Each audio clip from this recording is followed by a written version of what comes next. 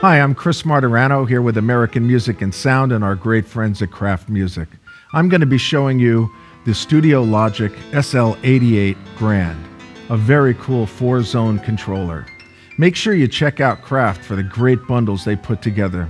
Excellent value. And now they're even letting you put your own bundle together. Call them up and tell them what you want to put together and they'll make a great package for you.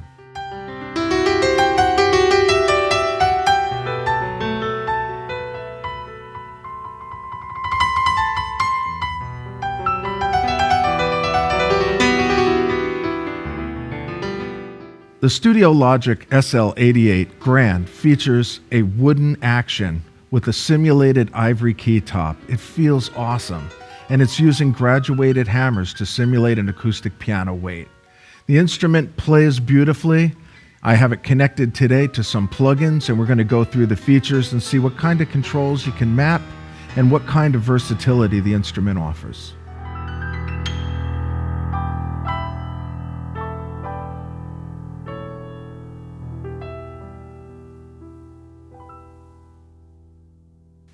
The Studiologic SL88 Grand offers a new modular concept. The instrument ships with 3 joysticks.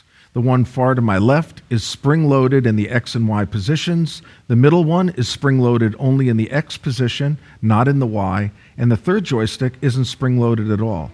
But you can add additional controllers, which they'll offer in the future as add-on packages. So you'll want to check that out. It's a very cool modular idea. Let's listen to a piano plug-in and check out how the keyboard velocity responds. They use 3 contacts per key, giving you excellent resolution over your velocity.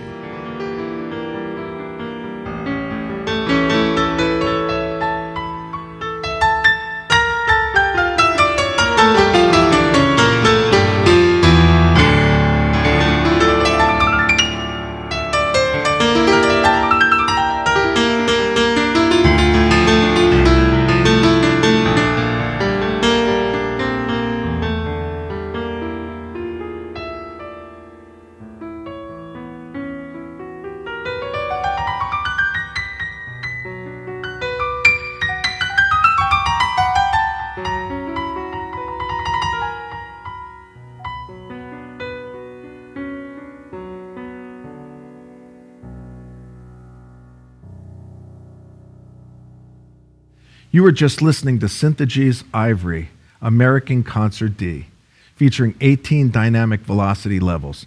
And certainly this keyboard allows me to express myself beautifully with that software. Let's take a look now at some of the other features in the SL88 Grand, and I'll map some controllers and we can see some cool things you can do. Let's take a look at a zone and we can see the available parameters we can edit and the controllers that we can assign. By selecting any one of the 4 zones, in this current setup that I have, 2 of the zones are muted, you can see they're grayed out, and 2 are active. I have Synthagy American Grand, and I also have Sonic Implant Strings. So right now I've highlighted Sonic Implant Strings, and you can see a white box around the highlighted zone, a press of the edit button, and now I can see my zone editor. And if I want to step between zones, I'm on Zone Select. This central control works as a 4-way cursor. It also works as a push button switch, and it also works as a rotary encoder. So right now, if I want to toggle between zones, I can push left and right on my cursor control, and we'll see that we're highlighting the orange zone 1, and the box around all of the data is orange. 2, it's now kind of a mustard yellow color, and we can see that there's also a box now in that color, green, and blue. This way you know which zone you're editing very quickly. So I'm going to edit zone 2, and that was the Sonic Implant Strings. I can go down and enable the zone. In this case, it's already turned on. If I wanted to turn it off, for example, I press my edit button again, and by using the rotary encoder, I can toggle between on and off. I'll leave it on. My MIDI port, I can select whether I want USB on the rear or one of the 2 MIDI ports. This is great for controlling legacy products, external MIDI devices, even lighting, or a sound control of your board over MIDI. So right now, I'm going to select MIDI 1, and it's simple. I press the edit button and I cursor over to it. Or if I want to go back to USB, I'll go to USB. I can select my MIDI channel.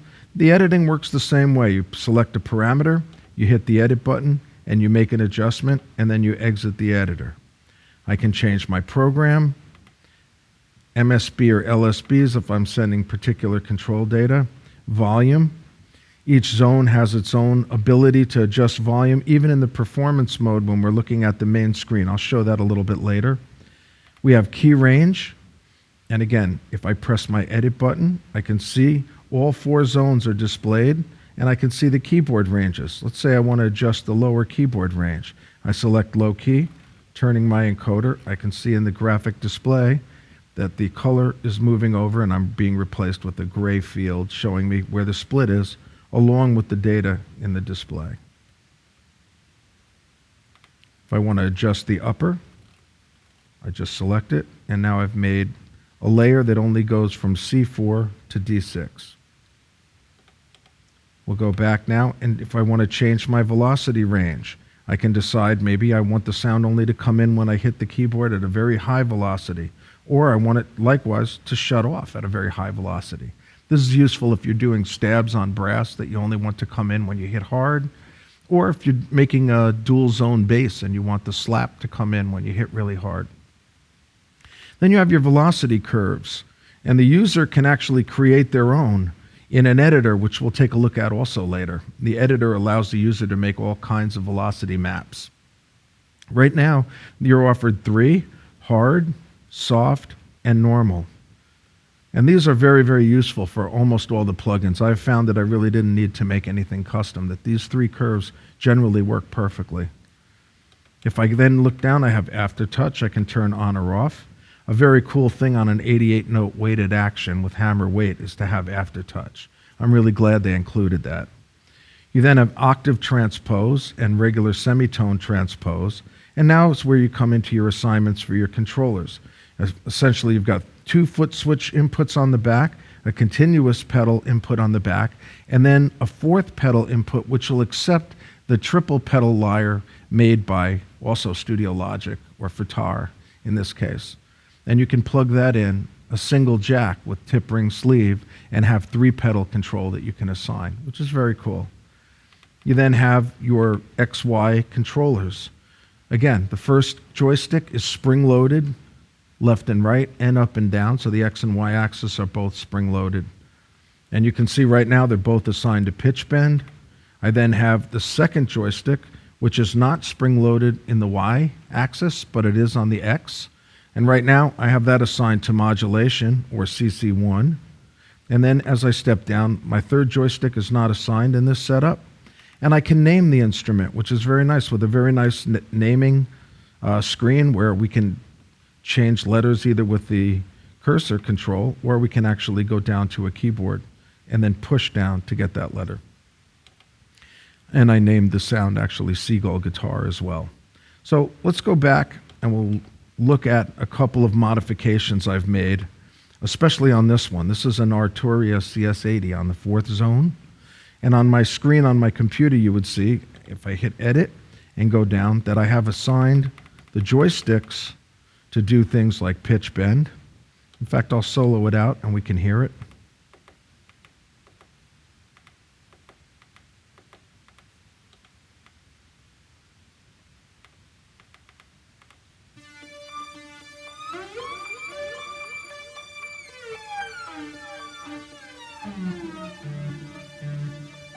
I also have up and down the Y-axis doing pitch.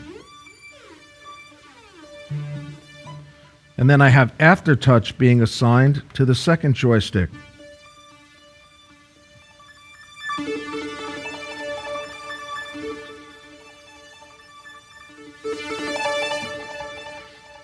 I have it also doing modulation on the Y spring-loaded axis. And then I have it doing filter cutoff and resonance on the third joystick, which is not spring-loaded on X or Y.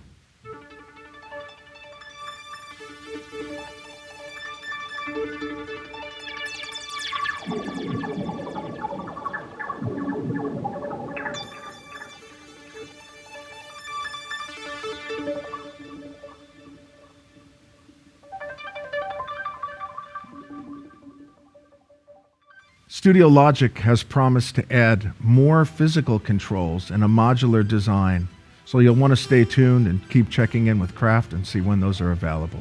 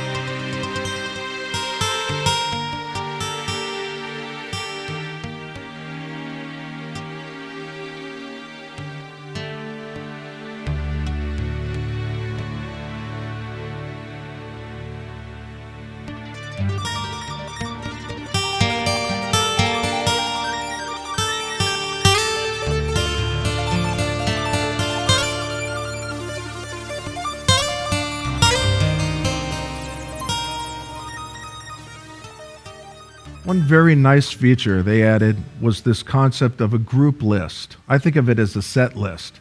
You can use it to group song configurations you've made, and then you can actually move them. So if you had first set, second set, third set, but another night you wanted to start with your third set, you can actually reorder the entire set list too. So let's take a look. We press edit, and we see there's a factory demo one created. Let's see what they put in that. If I press edit again, I can see the name, and then I can go to the program list. If I look inside the program list, I can see that they've added these entries. And again, you can move your entries up or down. So if I have a different entry that I want to put in, I can move it up. Right here, I'll decide that I want to move this entry up. So now I have Super Synth above string orchestra. You can see 6, 7, 9, 8. I inserted 256, it's not named. Maybe I want to put a new program in here, program 11. All I do is turn my cursor to the new program that I want and press. And now I've just added the demo that I put into this set list. Exiting out, I then have a group telling me which group. I made one myself called Chris Demo. If I edit that one, we can see what we have here. I put the SL88 Grand, full organs, and then the demo that I just played for you. They did a nice thing also in some of the factory presets. They added the ability to just give you some great GM mapped presets right out of the box. So you have 4-way split, piano and strings, Rhodes and brass, a lot of cool things. So if you're using GM, that's pretty nice.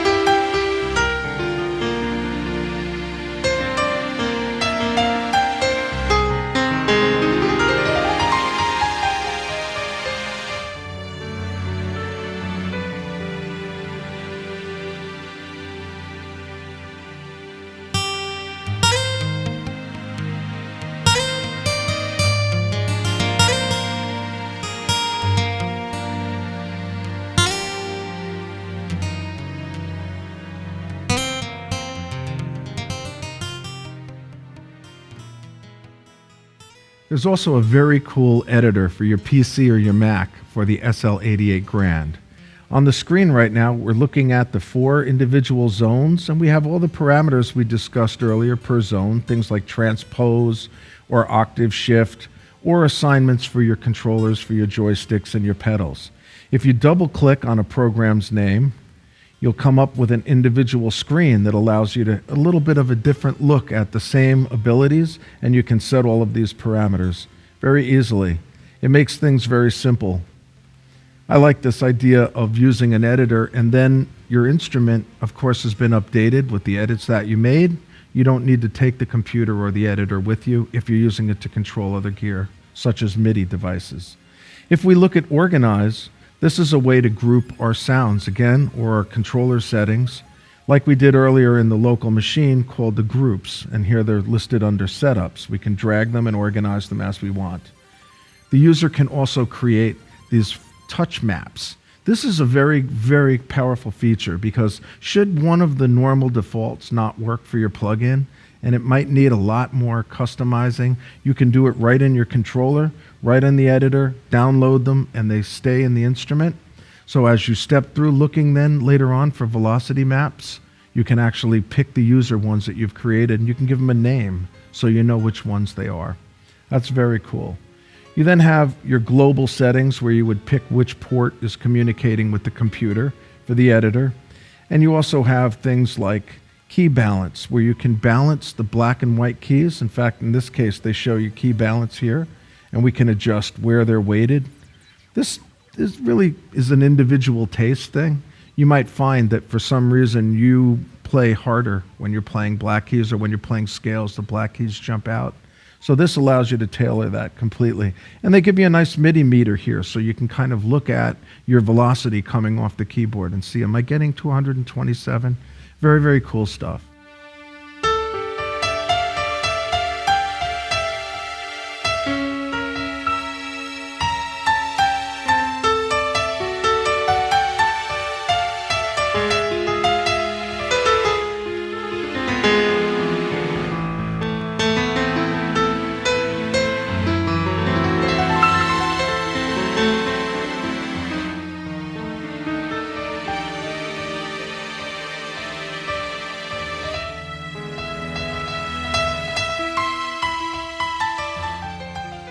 Once again, I'm Chris Martirano, and this is Studiologic's SL88 Grand, featuring their beautiful TP40W all-wooden graded hammer weight action with aftertouch. I love the feel. Beautiful modular design with a lot of powerful control capabilities. And you can put your own bundle together. Contact Kraft for great bundles, or put your own bundle together. I love that. Thanks again for watching.